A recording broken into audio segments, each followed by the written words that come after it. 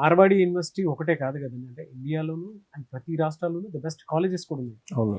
ఎందుకు మార్వాడి యూనివర్సిటీ అని అంటే ఏం చెప్తారు? ప్రతి స్టేట్లో డెఫినెట్లీ మంచి మంచి ఇన్స్టిట్యూషన్స్ ఉన్నాయి. నేను ఇప్పుడు ఏం చెప్తానంటే అది బాగాలేదని చెప్పను. ఇక్కడ ఒక పాయింట్ వాటికి వీటికి డిఫరెన్స్ ఏంటో చెప్తాను. అంటే ఇప్పుడు మన తెలుగు రాష్ట్రాల్లోనే చూస్తే మీరు ఏ టాప్ యూనివర్సిటీ అవ్వచ్చు, కాలేజ్కి వెళ్ళండి, 10 నుంచి 20 లక్షలు ఎడిషనల్ ఫీజెస్ తీసుకునే కల్చర్ మనకుంది. కొంతమంది అఫీషియల్గా తీసుకుంటే కొంతమంది అన్అఫీషియల్గా తీసుకుంటున్నారు, రైట్? దానిపైన మళ్ళీ ఫీజు ఉంటుంది.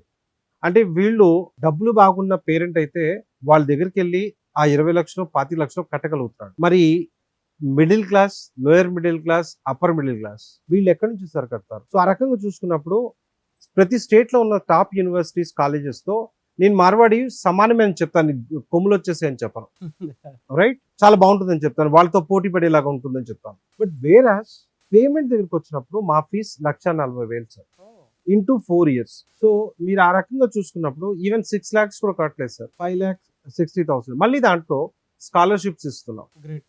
రైట్? అంటే మీకు 6 లక్షలు కూడా కట్టలేదు. ఇంకో వైపు చూస్తే 15-20 లక్షలు ఖర్చు అవుతుంది. డొనేషన్ అని చెప్పేసి 15-20 లక్షలు తీసుకుంటున్నారు సార్. సో ఆ రకంగా మనం చూసుకున్నప్పుడు వాళ్ళతో కంపేర్ చేసుకుంటున్నప్పుడు మార్వాడి యూనివర్సిటీ బెస్ట్ అని చెప్తారు. సేమ్ కైండ్ ఆఫ్ ఎన్విరాన్మెంట్ మీకు ఇస్తూ అంతకన్నా బెటర్. అంటే మన దగ్గర ప్రతి స్టేట్లో ఉన్న కాలేజెస్లో కంపేర్ చేసుకుంటే మా దగ్గర చాలా స్పెషాలిటీస్ కూడా ఉన్నాయని చెప్తాను.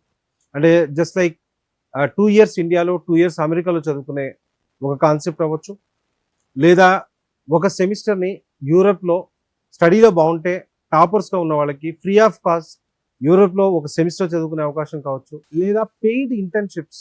లాస్ట్ ఇయర్ దాదాపుగా 3,000 మంది పిల్లలకి మేము పెయిడ్ ఇంటర్న్షిప్స్ ఇచ్చున్నాం. అంటే చదువుతూనే ఎర్న్ చేసుకునే అవకాశం. 5,000 నుంచి 1,25,000 సంపాదించుకున్న పిల్లలు మా క్యాంపస్లో ఉన్నారు. సో పెయిడ్ ఇంటర్న్షిప్స్ కావచ్చు, ఈ ప్లేస్మెంట్స్ పరంగా కావచ్చు, ఇన్ని రకాలుగా చూసుకున్నప్పుడు వాళ్ళతో పోటీ పడగలం, వాళ్ళకన్నా బెటర్గా ఉన్నాం.